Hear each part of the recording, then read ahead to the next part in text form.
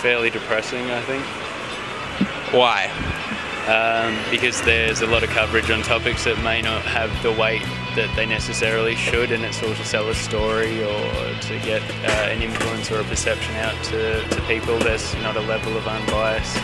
It's usually supported by big organisations who fund it and own the companies. I mean, a lot of it's accurate, but I mean, it's slanted favourably for who's investing a lot of the time. I think it's realistic.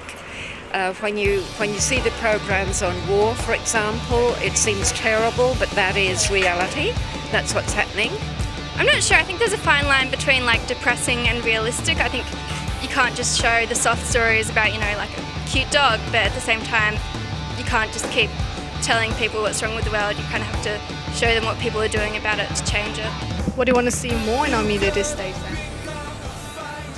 The truth about what's actually happening in the world without the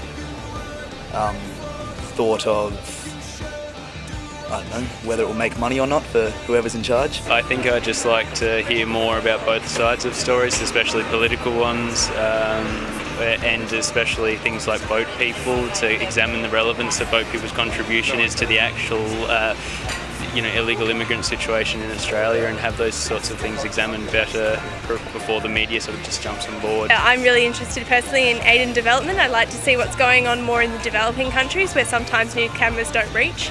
I want to know what's going on, the good and the bad.